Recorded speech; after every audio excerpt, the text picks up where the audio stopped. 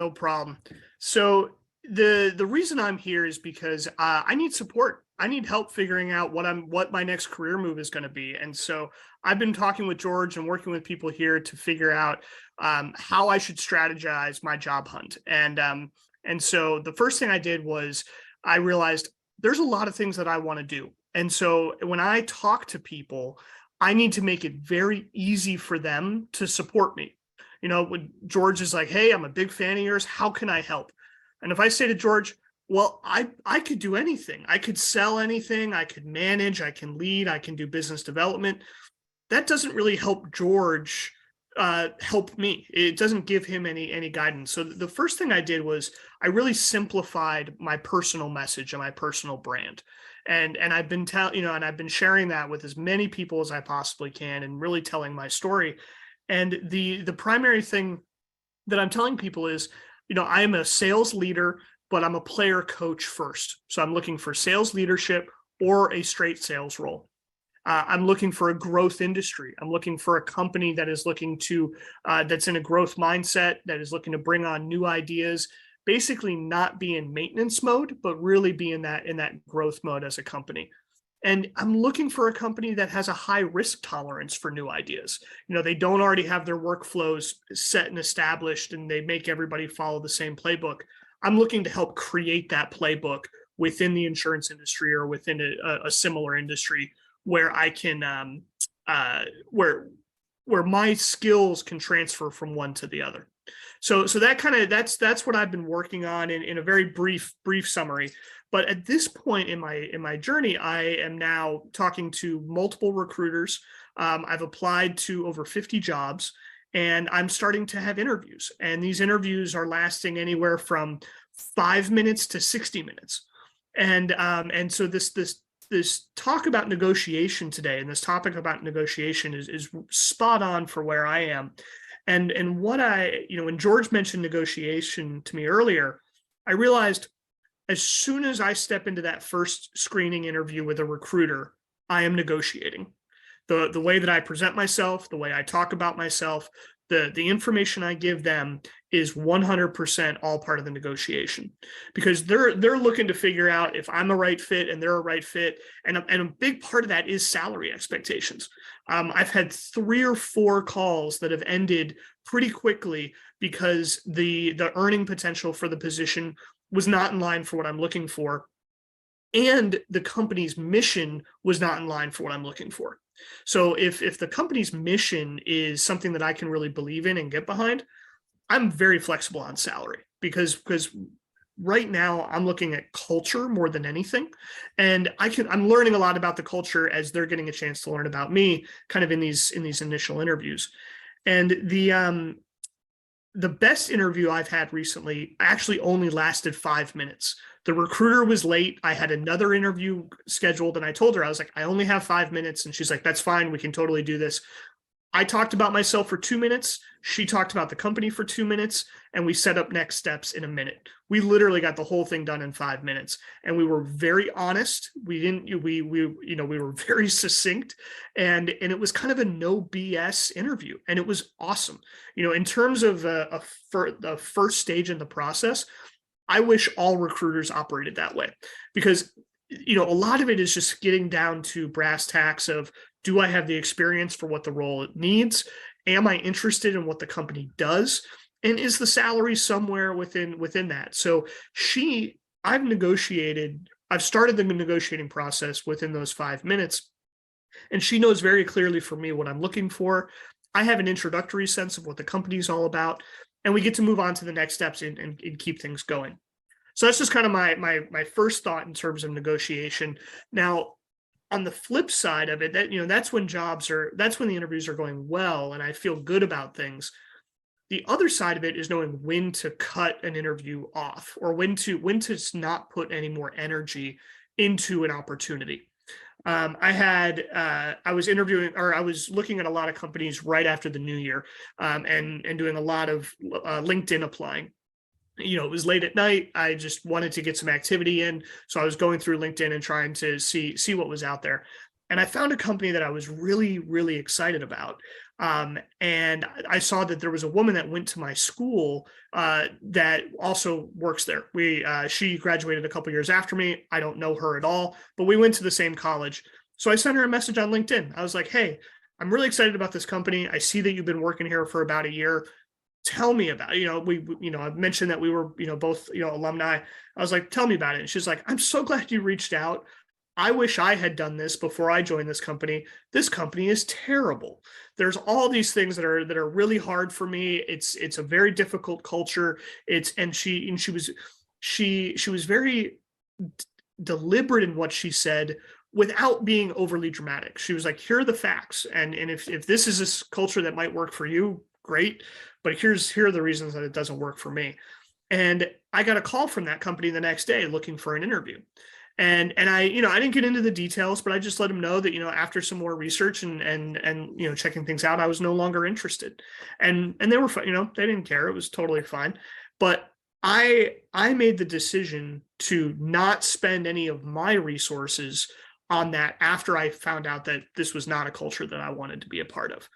And managing my own resources, my time, my energy, my attention is helping me in this process not waste time.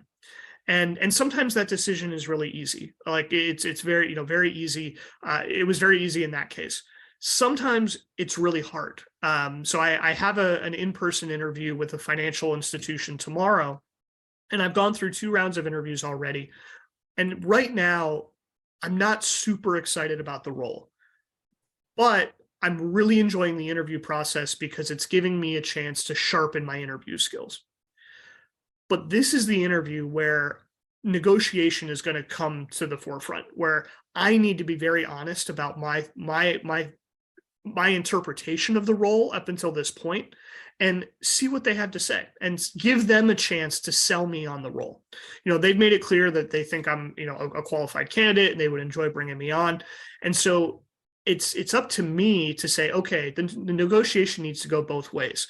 I need to sell myself, but at this point, I really need you to sell yourself to me. And I'm keeping a very open mind about what this interview is going to look like tomorrow.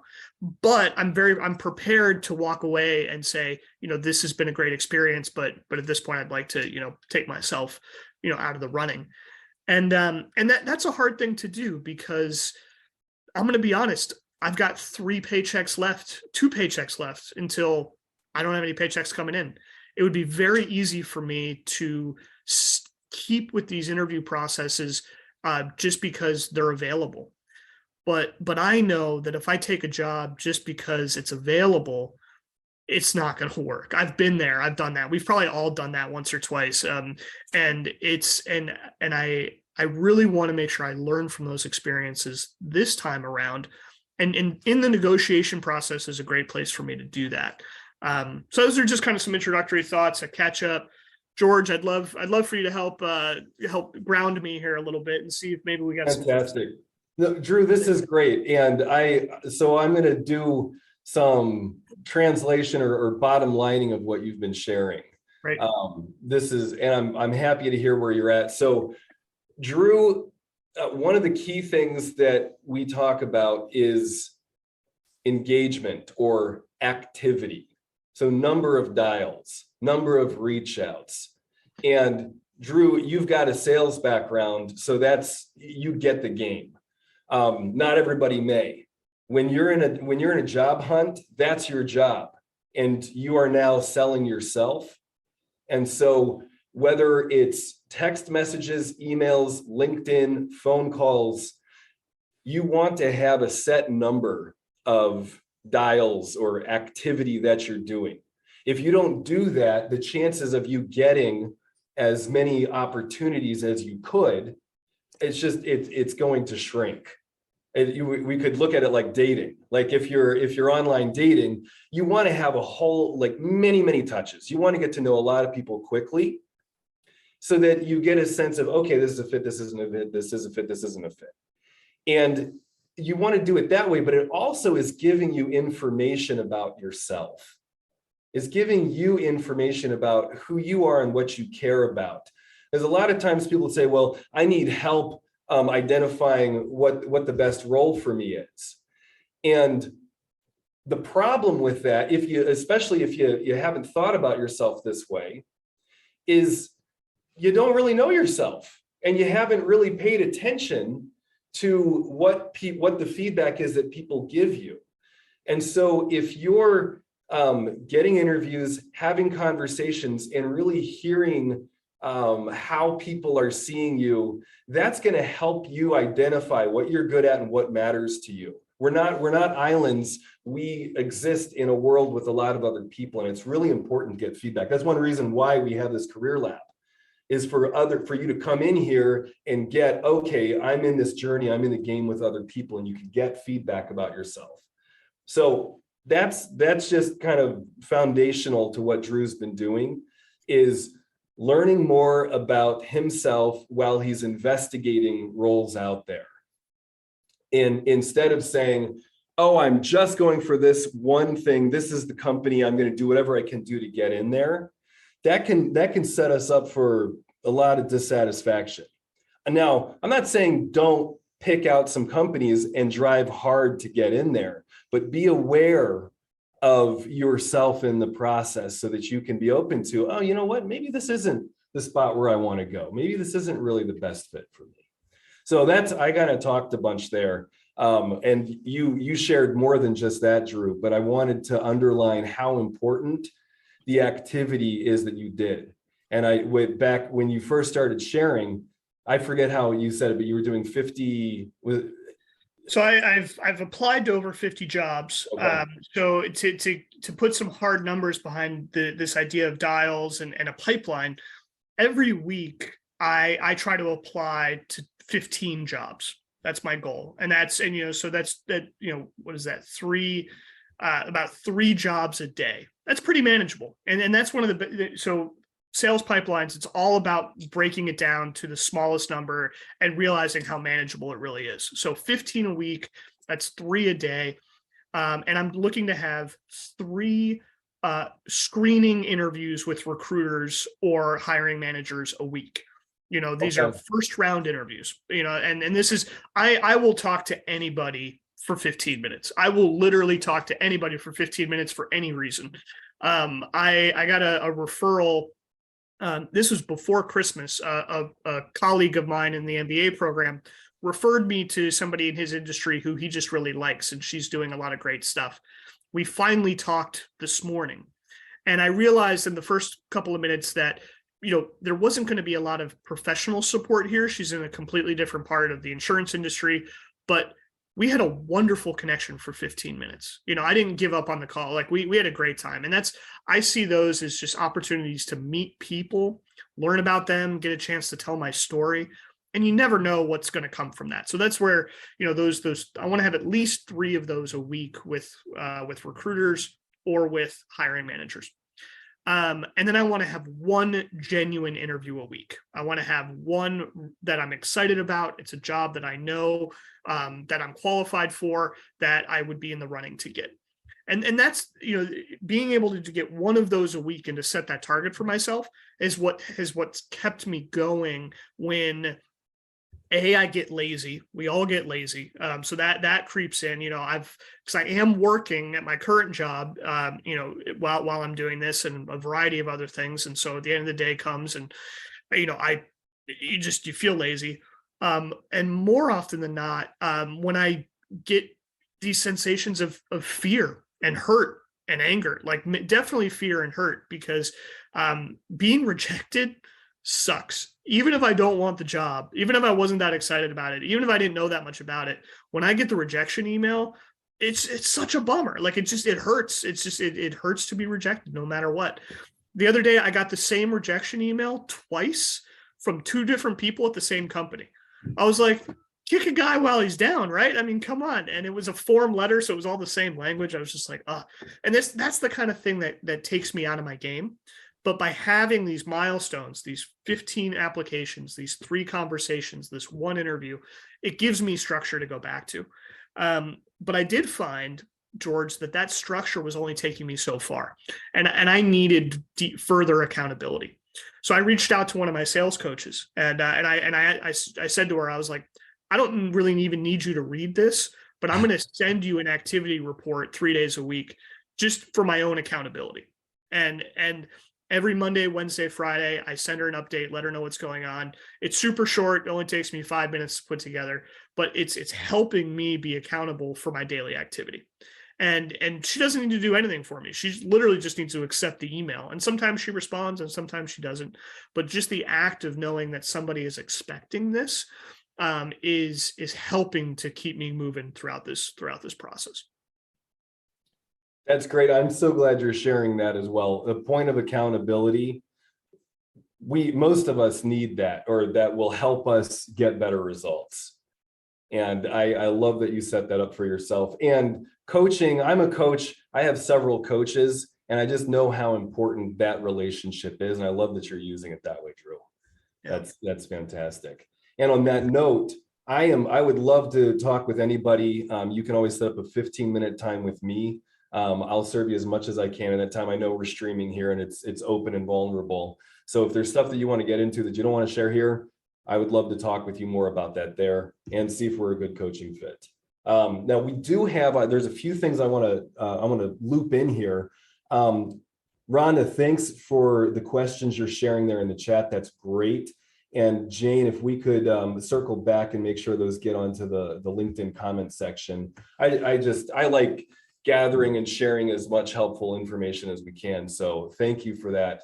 And to say, this is an environment where when you are coming in here looking for support in your career or contributing towards career development, we love for you to share, whether it's a success or a question or a helpful strategy.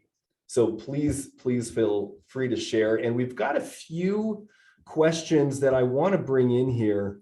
Ankit, it looks like you have how to handle the question, what are your salary expectations?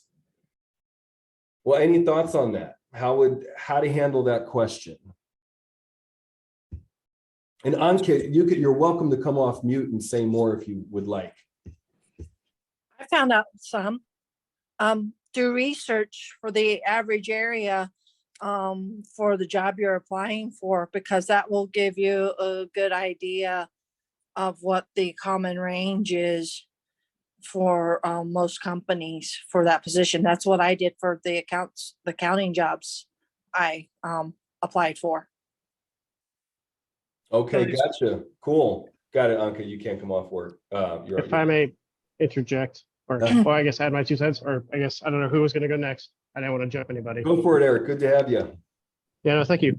So a couple of things, much like I think it was Drew, you had mentioned, or somebody had mentioned, aiming higher than what you would want. I found that that's definitely a go-to. That seems to be kind of a common, just general negotiating strategy, is aim above or below what you want and have the, try to have the other person negotiate you up or down, whichever. The other thing, what I'll do, or what I've done, is usually have like a spiel where, I basically say it's hard to determine what my range would be because I don't know what your benefits package looks like. I'm not sure necessarily what cost of living is going to look like exactly, kind of, details basically saying it's hard for me to calculate an exact amount or range and then turn it back onto them saying, what's your budget for this position, to try to get them to give me a range. And I've sometimes that'll be successful.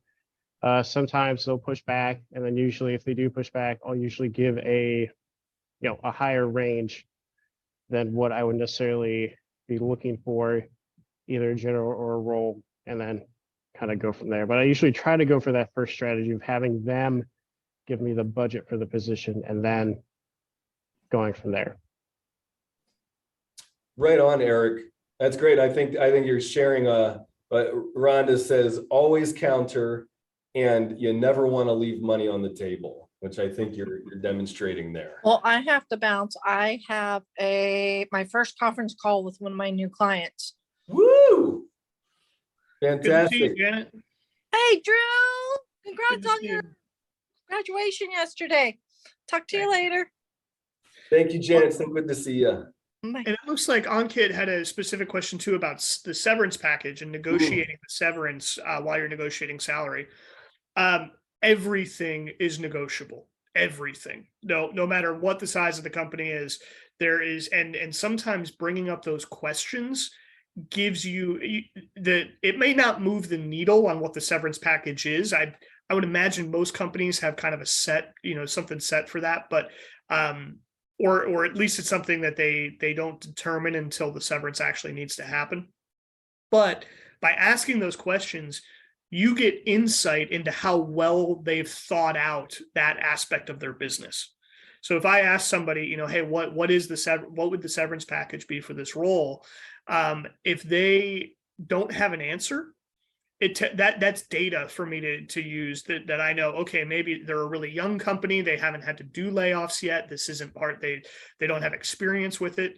If they have a really concrete answer, that's almost a red flag in the other direction. Like how often are you laying people off that this so well?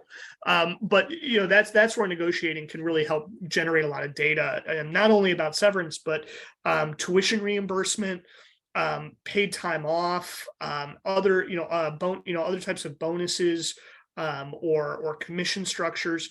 All of this, it not only benefits you as somebody who's, like Rhonda said, not leaving money on the table, but helps in terms of you getting to know the company that much deeper. And I was actually talking with somebody this morning about negotiating tuition reimbursement, and that's one that I'm a huge fan of, because most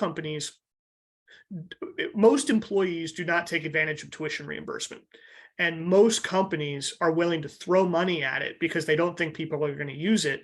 But the two things that I always negotiate for is more money. In my current role, I have double the amount of tuition reimbursement than anybody else in an equal position. And I negotiate how that money can be used. I make sure I look at the language of and if the language is really tight, like they're only going to reimburse for accreditations within a specific industry, I negotiate to open that up where I can use it for coaching or grad school or emotional intelligence training seminars or other things, and I really work to make sure that language is as broad as possible. And I would say that over this past year, I've gotten a 10% compensation increase overall because of the amount of tuition reimbursement that I was able to get from my current role. So I think, to your point, Ankit, everything's on the table. Do not hesitate to ask and negotiate any element of that position. That's great. Ankit, I hope that's helping. That was bringing some clarity for me as well. So thank you, Drew. And there's I don't know, George, if there's another question from Tamila about advice going into an interview. I'd love to tackle that if that's okay. Yeah, please do. So first of all, good luck. If you're still with us and you're literally traveling to the interview right now, I hope you're feeling all the joy, all the fear, all the good emotions that are coming with that. I have an interview a little bit later this afternoon, and some of that's starting to bubble for me. Your question is an interesting one. On your way to your interview, what advice can you give me? My advice would be to ask more specific questions. Is to really drill down and ask specific questions about the person who's interviewing you, the company, the state of the industry, whatever it might be, because the more specific you can be, the better quality data you will get back from that person. And that's really all the interview is an exchange of data, and how effectively and efficiently can I get what I need from the person I'm talking to. And the more specific the questions, the better. The other thing that specific questions do is they, in terms of showing your aptitude and showing your skill set and your knowledge, you show what you know through the questions that you ask more than the things you tell people. Hear, hear. And I was in a position in 2021 and 2020 where I was conducting about 15 interviews a week. We were on a massive hiring spree. I was conducting just a tremendous amount of interviews. I never hired anybody that didn't ask me good questions in the interview. That was a non-negotiable for me. If you didn't ask me good questions, and I can't tell you how many people are like, oh, the recruiter answered everything, I don't have any questions. Well, the questions you ask me are as important, are important pieces of the data puzzle, and as important as the answers you give me. So that would be, you know, anybody that's going into an interview, come up with the really, you know, thoughtful, concrete questions. And if you can, and sometimes this is difficult during an interview, but if you're listening to things that they tell you, try to tailor the questions to the specific conversation that you're having, and call back to specific things that were talked about, because that demonstrates, you know, active listening and an ability to you know, kind of think creatively, you know, on the spot. That's fantastic. So what we talk about is that you're the one interviewing the interviewer. Is that's gonna, and that gives the person interviewing you a lot more confidence about your understanding of the position. And it was actually Janet shared this a little bit ago, where we asked her, okay, what's the problem that the company that you're interviewing at is trying to resolve in hiring? What is it there that they're trying to fix? And from that stand, you know, what's your best guess on it? And she was able to then say, oh, well, I think, I don't remember the specifics, but it's, you know, this, and this, they probably need help with. And they probably don't have enough support here. And that way going in, she was able to ask questions about that, saying, okay, am I going to need, what trainings or certifications do I need for this role, if any? And she was able to ask very specific questions that helped her sort out, like, oh no, that department is fine, actually. They're more hiring for this thing over here. Oh, great. And so she could really get in there and understand what's going on with the company that she's applying for. We often, for visual folks, we picture a round table, and interviewers are over here and interviewee here, and you start the interview like this.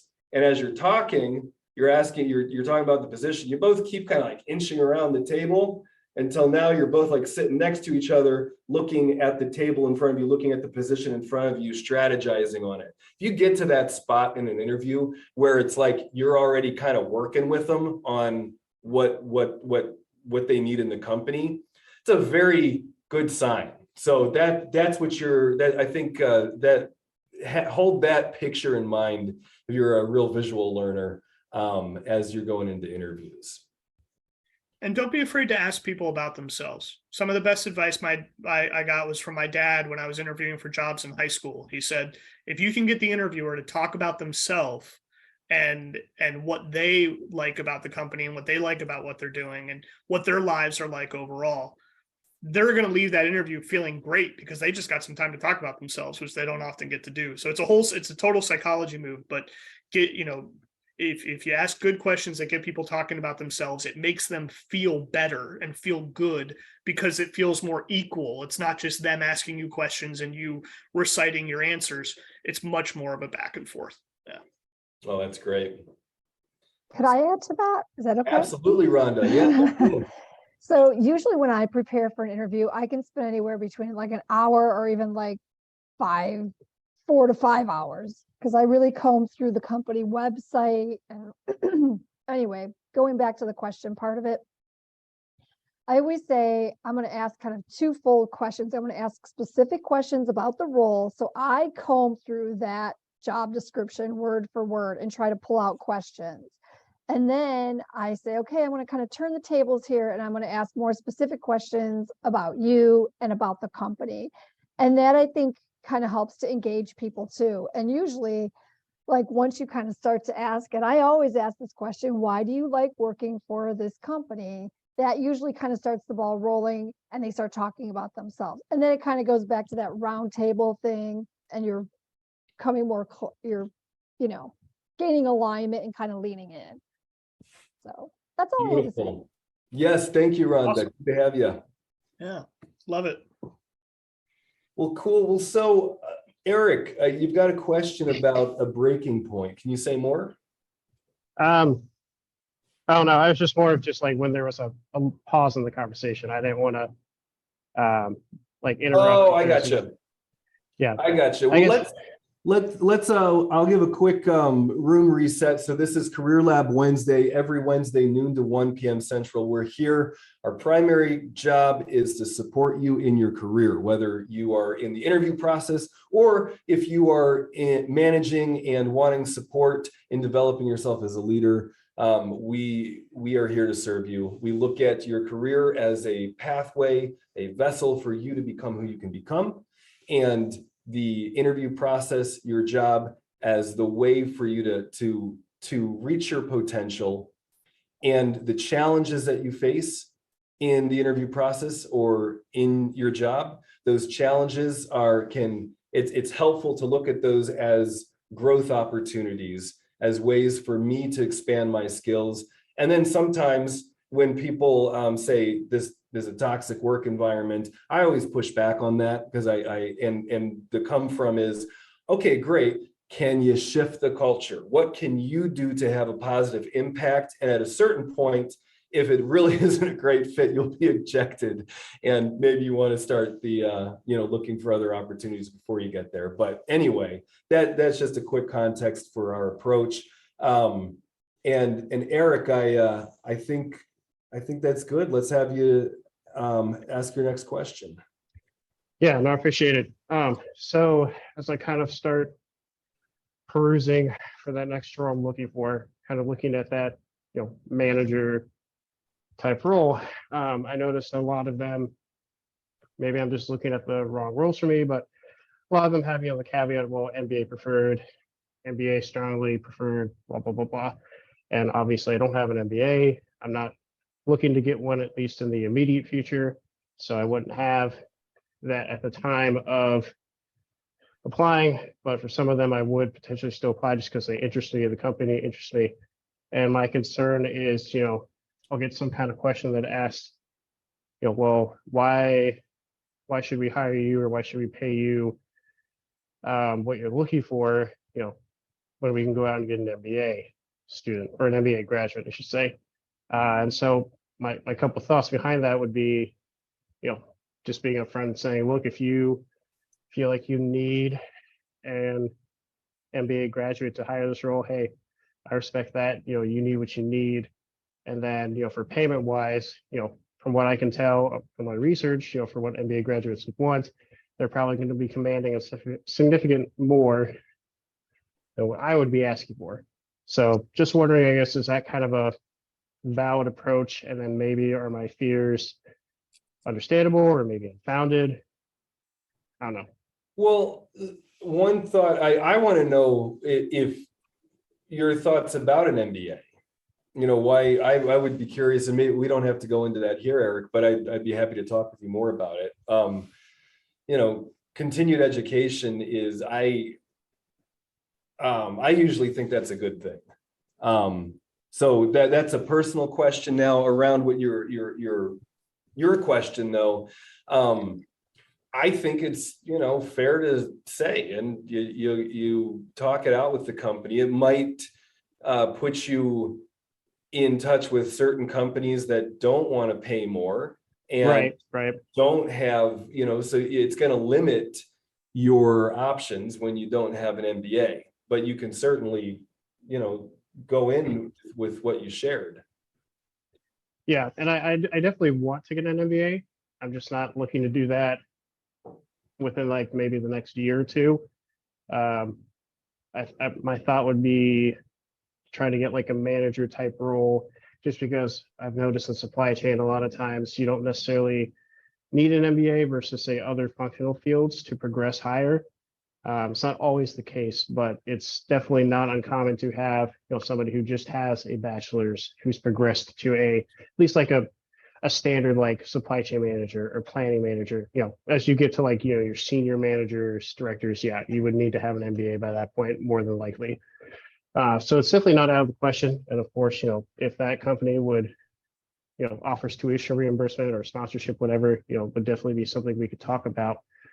Well, yeah, no, I'm I going to definitely want to hear from Drew on this, but I'm also thinking, yeah, Rhonda, ditto, great questions asked. But if you're looking at, you could come into the conversation around, well, I do want an MBA. I don't have it now. What's what would be a way that we could partner together in me getting that at this role? And so you could bring that in as a question, Eric, instead of a Right. either or. Eric, how many years of industry experience do you have? So I believe I can do quick math. So this would be year number 7 in May for me. Okay. And you said you're looking at management positions. Do you have any management experience? No, not directly. I do not. Okay. So no, I do not. Yeah, I know no, that question is, of course, is going to come up. Right. Of course. And that's valid, right? Like Right, at right. some point I had zero management experience, and then it presents itself. Based on everything, I think you're thinking deeply about this, which is beautiful and it's great. You mentioned that a lot of the job postings say MBA preferred. I would put an emphasis on the preferred aspect, because with 7 years industry experience, you could spin that, and it's not even a spin, but you could really tell your story in a way that shows MBA level learns that you've gained through your experience. So you didn't go to school to learn how to read a P&L, but where in your business experience did you learn finance? And being able to show that your experience is equivalent to what somebody might go to school for, and probably even that much more valid because it's experience in the specific industry, as opposed to a more general MBA program. You bring a lot of value to the table for that with that. And I think that any hiring manager would see the value there. The thing that I think might take a little bit more thought and some figuring out as you're looking at these jobs is, how can you get some level of management experience at your current company, even if it's informal? Because that's going to be the part that the hiring managers are going to want to know. They want to know some level of management experience. And it doesn't need to be, you don't need to formally supervise somebody in order to gain experiences and be able to tell stories that speak to it. When I moved from the high-end retail space, where I was a regional manager and a business developer for international retail companies, I moved to insurance, and I started as a single producer, just writing my own business, not managing or overseeing anything. Right. And I, instead of asking for a promotion, I volunteered to coach and develop new producers as they were being hired. And I remember one of my colleagues being like, "Why are you doing this? You're not getting paid for it." I really love doing it, and I get better when I coach other people. But also by doing that, it was my bosses saw what I was able to do. I would put it on display for them, and then I earned a promotion within 2 months. And you have those skills with the industry experience you have, and the fact that you're here and talking about this and thinking about it. Is there any opportunity in your current role to mentor folks, or to work as part of a team and potentially lead a team project or things like that? Not currently in this role. I do know kind of just extracurricular, if I can articulate. I mean, I am a president of a Toastmasters club, not one local to me. It's back in Michigan, long story short. I mean, I trained up a planner counterpart in our sister company, for lack of a better term. But it's a very flat work structure, which is, of course, good and bad, right? But it'll be interesting to see where I can try to pull even if just voluntary experience out of that environment, because again, it's a very flat work structure, but it's definitely something that I'll kind of keep in mind and maybe keep a watch out for. Yeah, Yeah, that would be, based on everything you shared initially, that would be more relevant to me as a hiring manager. Places in your life where you've coached and led and managed or supervised, or even managing yourself and saying like, Mhm, mhm. I did this task. I ran a report and saw the data of what I did, and then I made changes to do the task better. That's like, that's the nitty gritty of it. I think, Yeah, you want to hop in on something? I did. I wanted to say, find volunteer opportunities, because one of the things I have on my resume is all the volunteer work that I do for the Leukemia and Lymphoma Society. It's like literally front and center on my resume. And I think people think I work for them, but I tell them right off the bat, this is all volunteer, but it parallels with what I do for work. So that's how it kind of Great becomes a nice compliment. So like definitely find those experiences, and maybe someone can even mentor you in that experience, in that volunteer experience, and we then give you the experience to get where you want to go in your next role. Yeah. yeah. I- Go ahead, sorry. No, I No, was just saying that was great. Go ahead, Eric. Yes, it's funny you mentioned. So yeah, I mentioned Toastmasters Club. So I'm the president of a Toastmasters club that I was a part of in Michigan. Still am a part of. It's a hybrid club, so I'm able to promote or participate remotely. So I lead a team of officers there, and we have goals of growing our club membership, developing members. So I kind of took all that responsibility, even though it was definitely a kind of one of those things where I got somebody else volunteered me for it, and I was like, yeah, sure, why not? I have no idea what I'm going to do, but we'll make it happen. And I do actually have a mentor from when I was at my last company that I meet with every other month, and we chat about supply chain stuff, kind of general leadership type skills. So I think I probably need to do a good job at putting all that together into a cohesive story. And it's funny you talk about like having projects of leading people, and I have ironically a lot of that for my last role, where I led several projects from process improvements to launching an online ordering site to probably a couple other things that I can't remember off the top of my head. So I think I just need to think about how to put that all together and present that to demonstrate Yeah. that capability to hiring managers.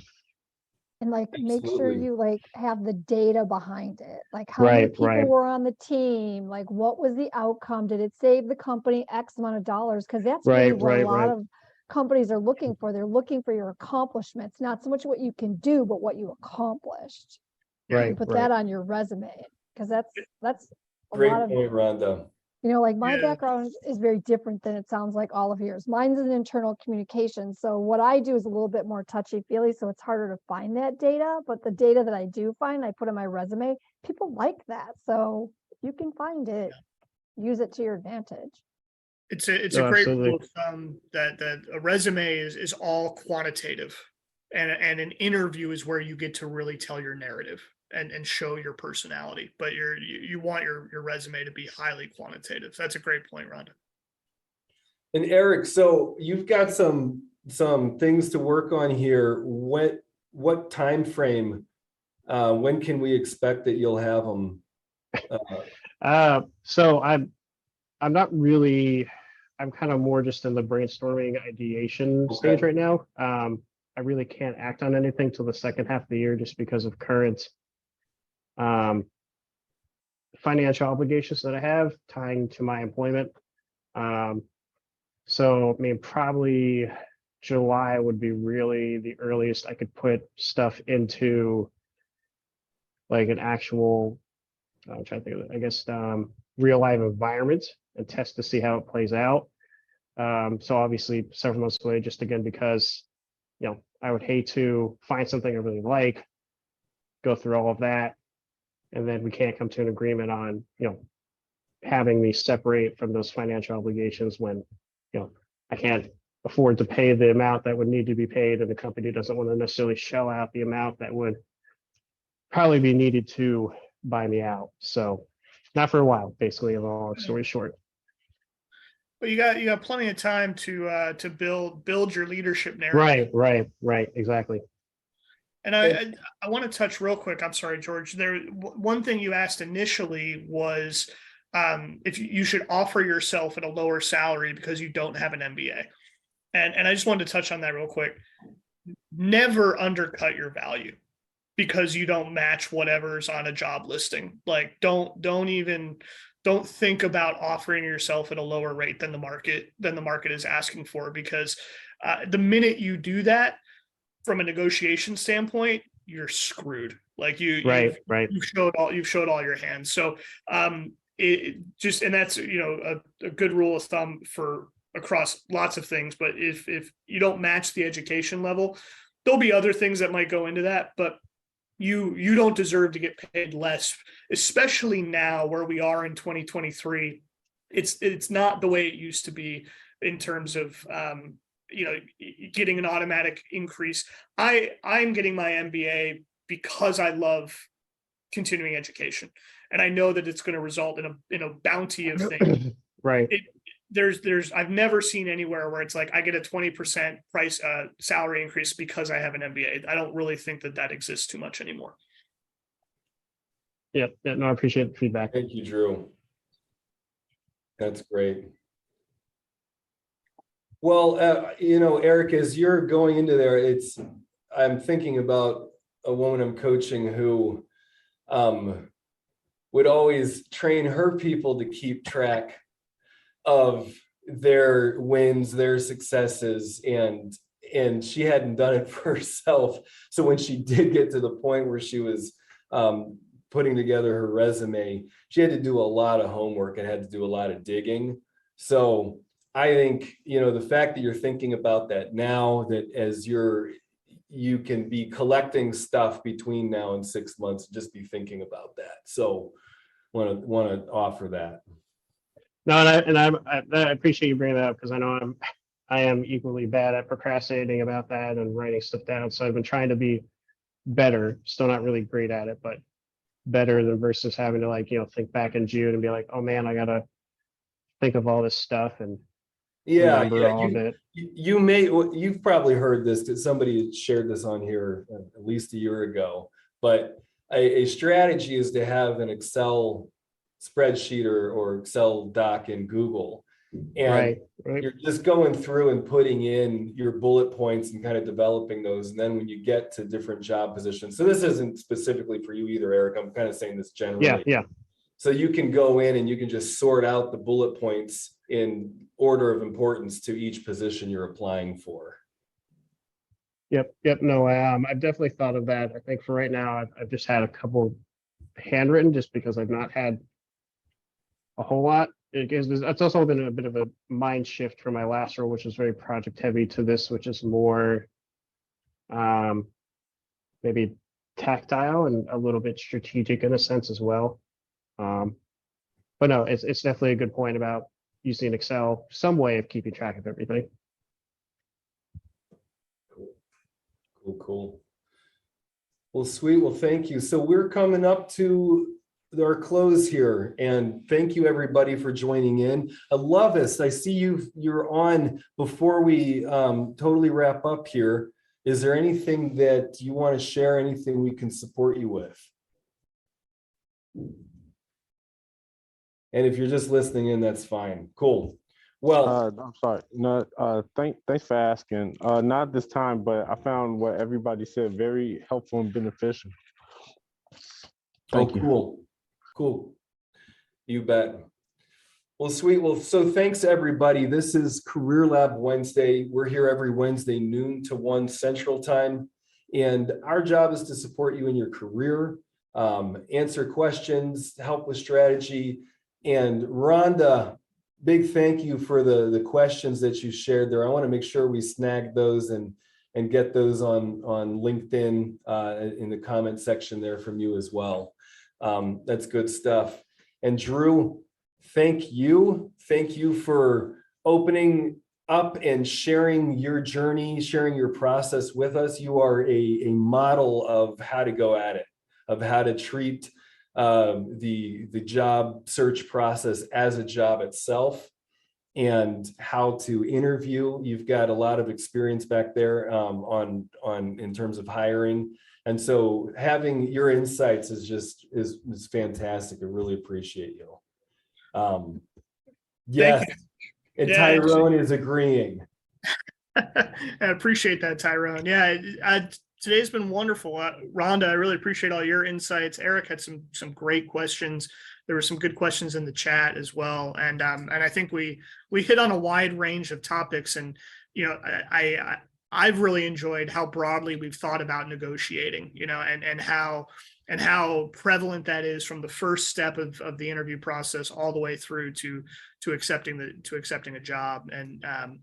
And it's not something that we do often, so it's easy to feel rusty on it.